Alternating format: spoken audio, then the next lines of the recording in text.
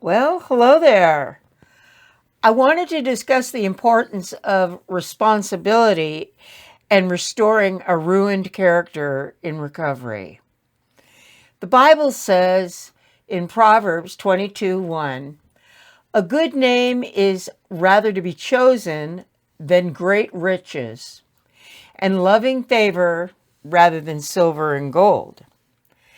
That tells me that I have a choice in how much work I want to put into the restoration of my reputation and personal growth. When I was drinking and using, I presented a false image of myself to the world. I wanted to be respected, but I didn't live respectably. So saying this reminds me of one of the most shameful and regrettable actions that I had taken before I got sober. It ties into an appearance that I wanted to project that was false, but it enabled me to fool people. My grandmother, who had adopted me when I was 5, she loved me more than any person ever loved me in my life. She raised me and she did the best she could, but she was already an elderly woman when she adopted me. And I've shared about my rebelliousness and my defiance in earlier videos. So she couldn't control me. I was out of control. But she adored me. And she spoiled me. And I'd even go so far as to say she enabled me many times. When she was dying, she was in the hospital in the ICU. I was working as an interior decorator at the time. And I would show up at the hospital, and after work, I'd be there with my briefcase and dressed all professionally. And I would enter my grandmother's room, appearing concerned and devoted. In those days, they had all the medication that the patient needed right there in their room in a medicine cabinet. And I would come in and all the nursing staff would be standing outside her room and they'd be at the window there observing me. I, knowing that they were there watching me, I set out to ingratiate myself. And so in order to diffuse their suspicion, I would stand by my grandmother's bedside and I'd even comb her hair and do her nails and primp her up a little bit. And I even went to the point of singing hymns like Amazing Grace and When You Walk Through a Storm, which was her favorite song. And there was a pretense of being loving and kind, which I was none of those things. I was totally selfish and totally self-centered. But I wanted them to believe that I was a loving and kind granddaughter. And it was all a facade. So then I would, after they would return to their tasks, I would go into the medicine cabinet and I would steal all the drugs that were in there. And then they would leave me alone to do my evil deeds. So I did that most every night, as long as my grandmother was in the ICU. But one night I showed up and there was someone making up the bed. And I said, "Excuse me, where is Mrs. Harris?" And the attendant said, "Oh, Mrs. Harris passed away last night." I had deliberately stolen enough drugs 2 nights previously because I didn't want to come again because it was raining. There was no thought or regard for the fact that it would be the last time I would see my grandmother, the woman who loved me no matter what. I missed my grandmother's last day of life.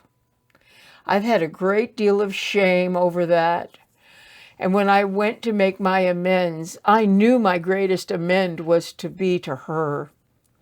But there were others, because in stealing those drugs, somebody was being held responsible. I didn't know who it was. It could have been another nurse. It could have been a CNA, a maintenance person, a janitor, but someone got in trouble for my selfish disregard of others. I needed to make amends to them also, but I didn't know who they were. So how was I going to make amends to my grandmother and those people I didn't even know? Well, in my grandmother's case, I wrote a letter to her. I went to the graveside after I'd gotten sober, of course, and it was a sincere apology, the letter that I'd written, and I read it, and I burned it right there at the graveside. But as for those people who I never met and I didn't know, when I would go to conferences, I would take $100 and I would divide it into $20 bills. And I'd put those bills into envelopes. And on the outside of the envelope, I'd write, "Take a nurse to lunch." Well, then I'd ask the audience if there was any healthcare workers in the audience. And I would hand out those envelopes explaining that I was making my amends that way and it was the only way I knew how, and explain the situation of what had happened. And sometimes when we're making amends, we have to be creative. And that's what I came up with. Anyways, despite our efforts to restore our lives, there are always going to be people who have negative opinions about us. But I've learned that other people's opinions are none of my business. All I can do is the best that I can do, and it's progress, not perfection. That concept of progress, not perfection, gave me the freedom to grow according to the efforts that I was willing to put forth in my recovery. I remember my dad saying one time, little by tiny, sometimes progress is slow, and sometimes it takes forever. It seems like it anyways. But if we keep applying ourselves and moving forward, we can accomplish great things. My name and my reputation were shot. And if I was going to restore my name, I'd have to take some deliberate actions to do so. Change is hard for anyone, and creating a new life is difficult. But it's my responsibility to create that new life for myself. I enrolled in school. I got a job that earned me just enough to get by. I think the most important character building activity comes from either working or going to school.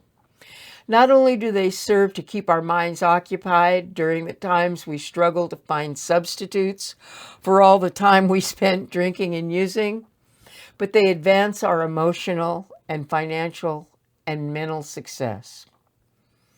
For many, including myself, there wasn't many accomplishments to speak of. I had no credibility. My confidence and self-esteem were non-existent. Approval from friends or family didn't come overnight. Restoring our most intimate relationships with our spouses, our children, and our parents take more than simple apologies. Usually our family and friends are pretty tired of hearing, "I'm sorry." They want to see action, and action needs to be consistent and sustained. I needed an education because my drug addiction began when I was young, and it prevented me from doing well in school. I couldn't focus. Having been preoccupied with getting high, I was very, very unproductive. I never graduated high school, and I knew one of the first things I needed to do was get my GED, and I've shared that experience in other videos, so I'm not going to go over it again. But we have to have a plan, and I've discovered that the wise thing to do is to speak with people who've been where you're at, and they've succeeded, and they can give you some good direction. I spoke with professionals, and they knew what I needed in order to succeed. My first job in recovery was working at a truck stop. I knew it was a dangerous place for me because it's where I was working when I got sober. But it was also where I had used and engaged in criminal activity. I knew I had to get out of there.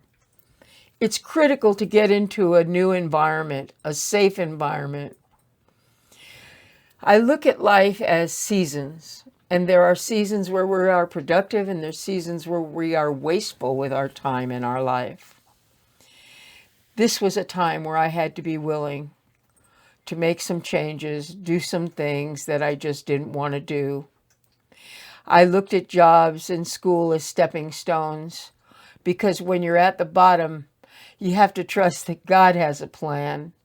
You humble yourself and you realize that all your smarts got you to where you are.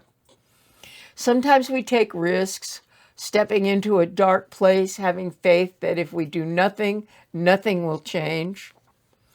I became willing to take jobs that weren't necessarily exciting or glamorous, but gave me the freedom to pursue other things I needed to improve my vocational desirability.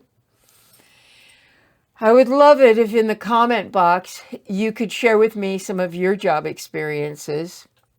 I've had many jobs, and one thing that I've learned about working is that when you give your word, you keep your word. I have never walked off of a job. And a word to the wise, the responsible person never leaves a job until they have a job. And if you don't have a job, that is your job, looking for a job. Anyways, I hope everybody has a great day and that maybe in some way this was helpful. So, God bless.